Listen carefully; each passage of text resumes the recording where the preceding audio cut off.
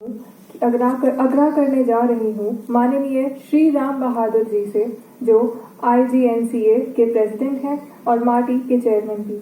I would now like to welcome our president, Shri Ram Bahadur Rai, on the podium to deliver his presidential remarks.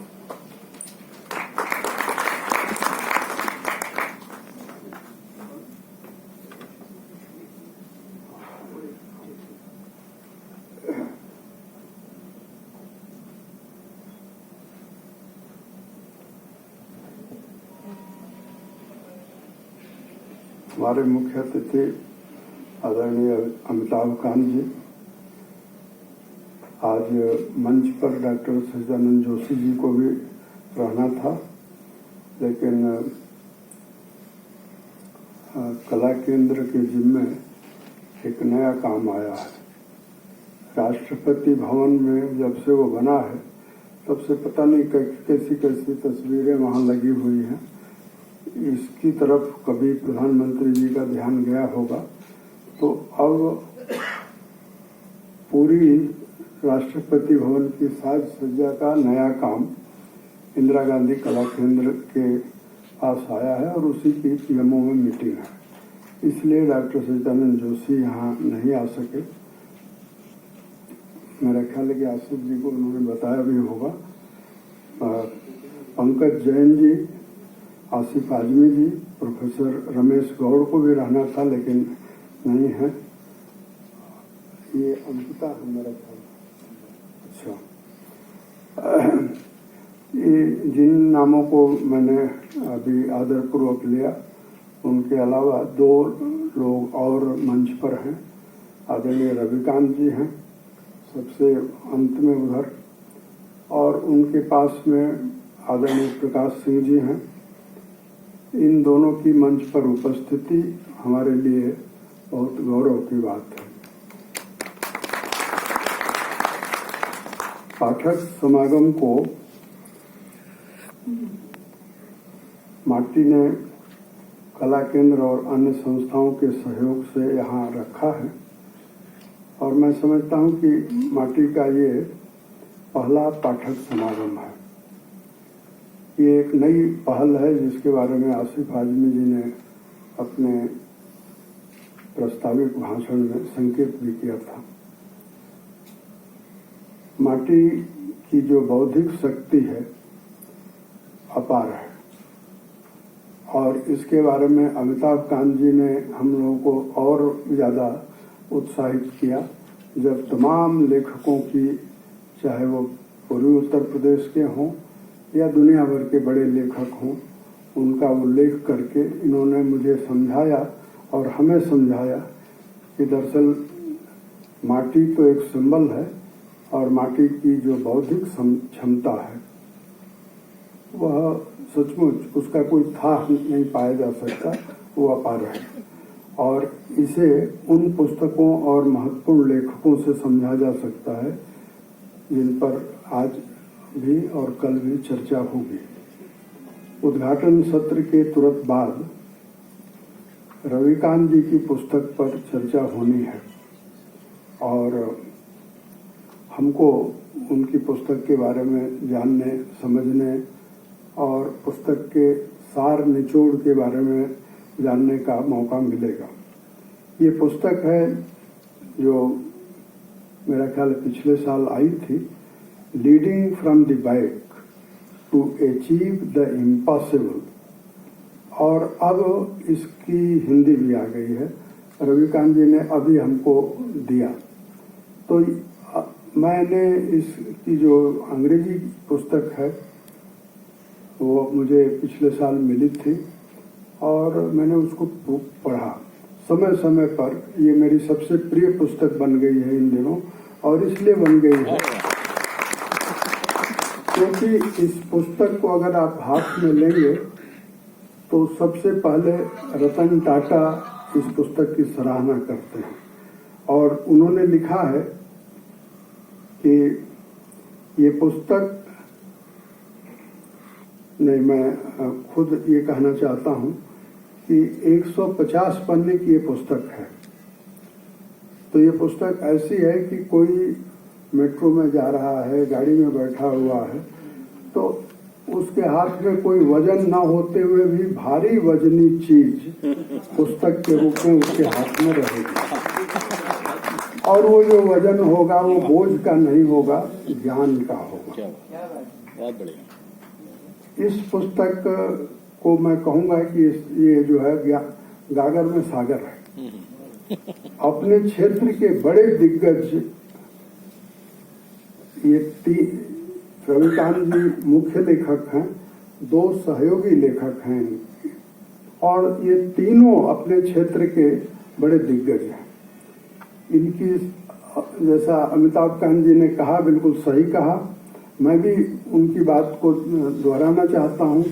इस पुस्तक की सचमुच दुनिया में सराहना हुई है, और इस नाते माटी को दो बातों का गौरव होना चाहिए। नंबर 1 कि रविकांत जी बलिया के हैं, और माटी की सीमा है बलिया, माटी की शुरुआत लखनऊ है, तो लखनऊ और बलिया के बीच में एक सीमा छोर पर जो एक व्यक्ति है जिसका नाम रविकांत है, उसकी पुस्तक का पूरी दुनिया में अगर सराहना होती है तो हमको अपनी सराहना माननी चाहिए, और ये मानना चाहिए कि पूर्वांचल के लेखकों के, पूर्वांचल के, मैं राजनीतिक लोगों की बात नहीं करूंगा, पूर्वांचल के साहित्यकारों की, पूर्वांचल के एक्टिविस्टों की एक हीन ग्रंथि भी रहती है कि हमने आजादी की बड़ी लड़ाई लड़ी लेकिन हम पिछड़े हुए हैं। अब रविकांत जी की पुस्तक देखने के बाद आपको कभी नहीं लगेगा कि हम पिछड़े हुए हैं, क्योंकि जिस पुस्तक की सराहना रतन टाटा जैसे व्यक्ति करते हैं, और रतन टाटा ने लिखा है कि नेतृत्व के विभिन्न स्वरूपों पर बहुत पुस्तकें हैं, और उन्होंने ठीक लिखा है। मैं भी ये पाता हूँ कि नेतृत्व के, मैंने लीडरशिप के बारे में तमाम पुस्तकें हैं। वो रतन टाटा जी कहते हैं इस पुस्तक के बारे में, लेकिन इस विषय पर यह पहली पुस्तक है, और सचमुच मैं इसको दूसरे तरह से कहना चाहूँगा कि ये जो पुस्तक है, leading from the back to achieve the impossible, इस पुस्तक के सराहना में तमाम दुनिया के कोई ऐसा बड़ा व्यक्ति इस क्षेत्र का नहीं है जिसने इसकी सराहना न की हो, इस पुस्तक की। और ये पुस्तक भी नेतृत्व विकास पर ही है, लेकिन सबसे अलग है, हटकर है, और यही इसकी विशेषता है। कैसे पृष्ठभूमि में रहकर उद्यमियों और प्रबंधकों में नेतृत्व की असंभव क्षमता पैदा की जा सकती है, इसके सूत्र इस पुस्तक में तमाम उदाहरणों से रखे गए हैं। और मैं ये कहूँगा कि एक सामाजिक संगठन है राष्ट्रीय स्वयंसेवक संघ।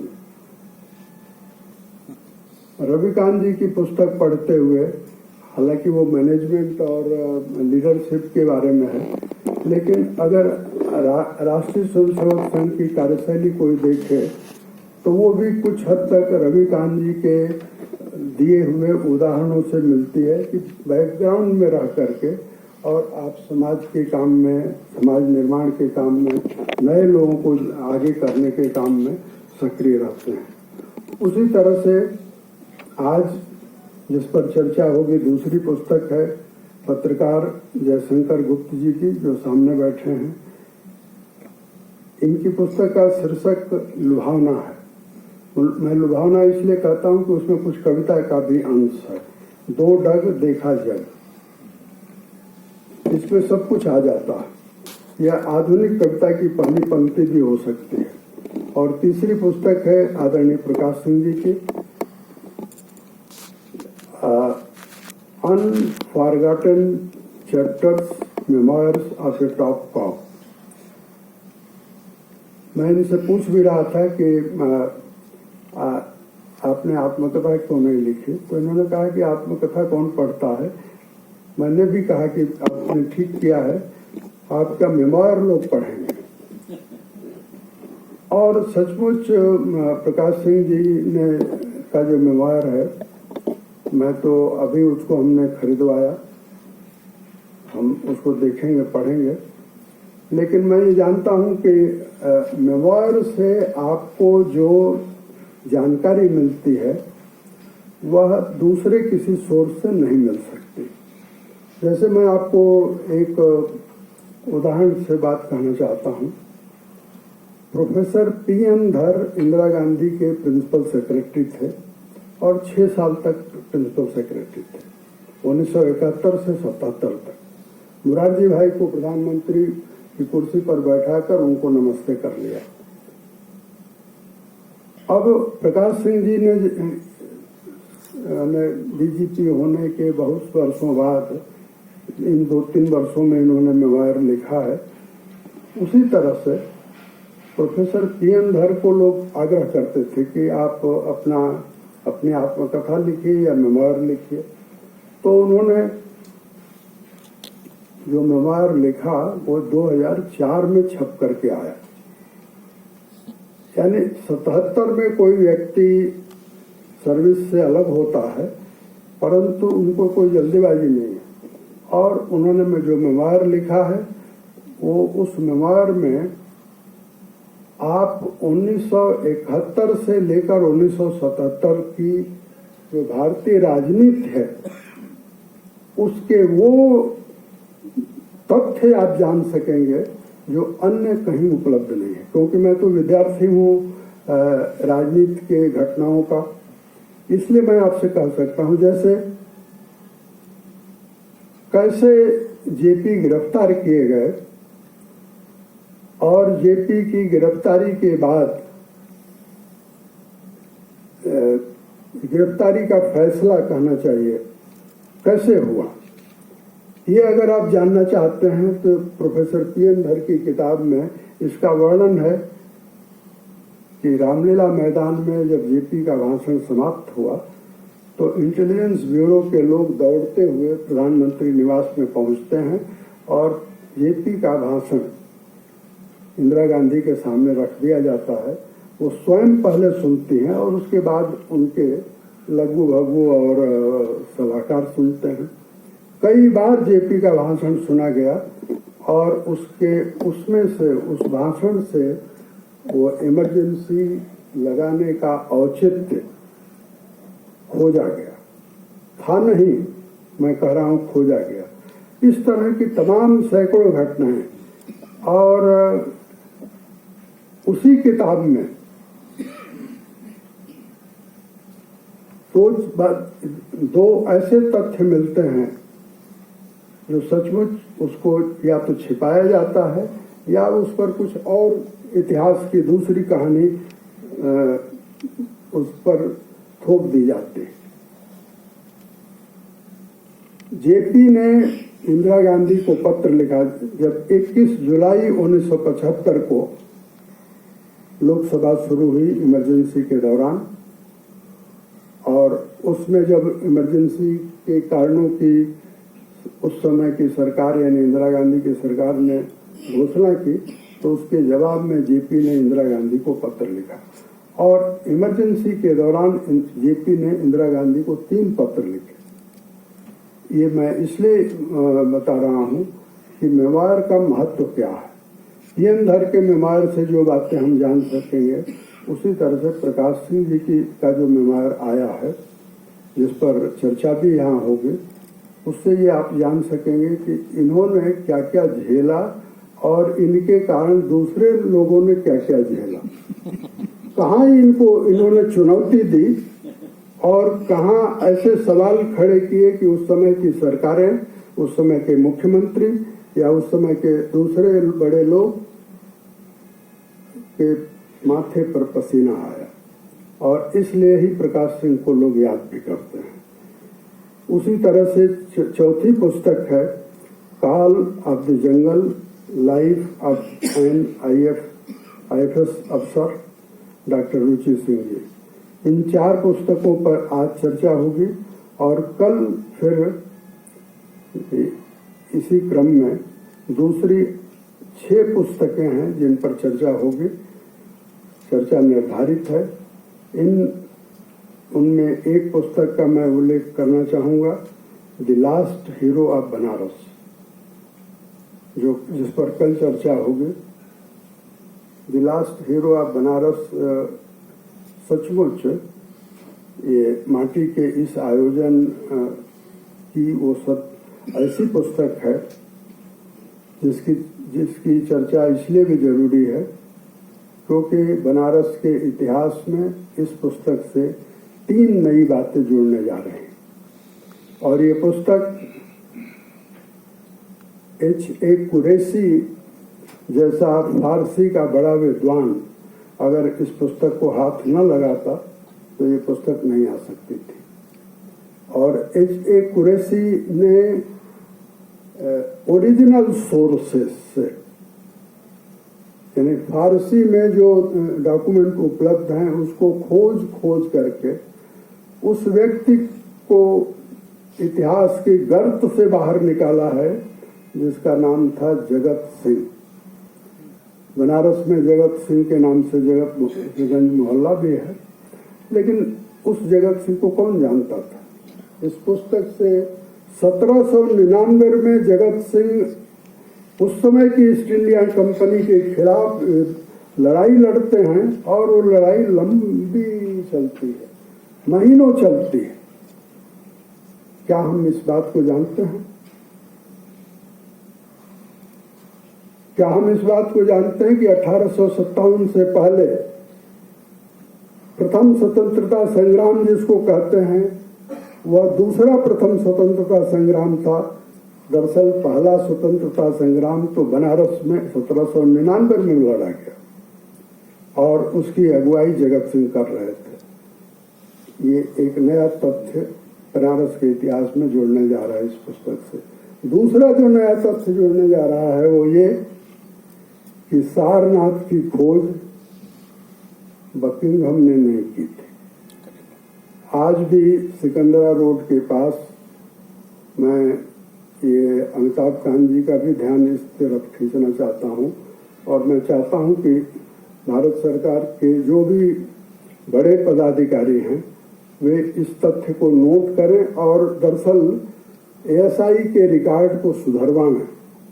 आज आप जब सिकंदरा रोड के पर जो नया महल सा बना हुआ है ASI का दफ्तर, उसमें DG के कमरे के सामने एक बड़ा पत्थर लगा है और उस पत्थर के सबसे ऊपर जो नाम है ASI के सबसे पहले संस्थापक DG का, वो बकिंघम है।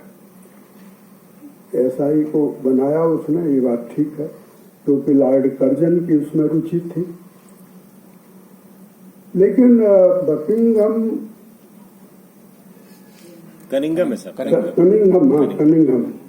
कनिंघम वो व्यक्ति नहीं है जिसने कि सारनाथ को खोजा। और आज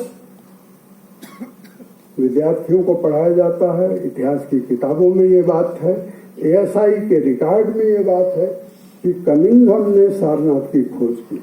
इस किताब से ये दूसरा तथ्य उजागर होता है कि नहीं, सारनाथ की खोज तो कनिंघम ने नहीं, जगत सिंह ने किया।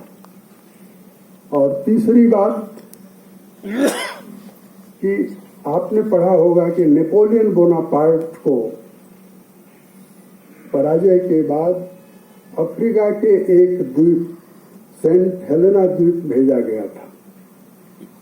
उसी तरह से यानी जगत सिंह को अंग्रेजों ने उतना खूंखार माना या उतना भयानक माना जितना उन्होंने नेपोलियन बोनापार्ट को माना था। और जगत सिंह को भी सेंट हेलेना द्वीप भेजा जा रहा था। ये बात अलग है कि जगत सिंह चतुर आदमी थे, तो गंगा सागर में उन्होंने सागर मुक्ति ले ली।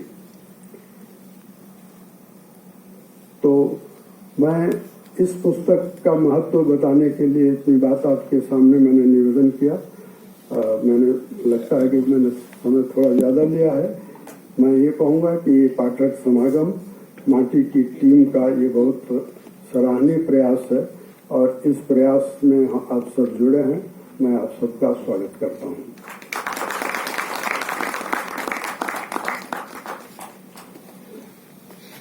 Thank you for your continued contribution and dedication to Marty sir.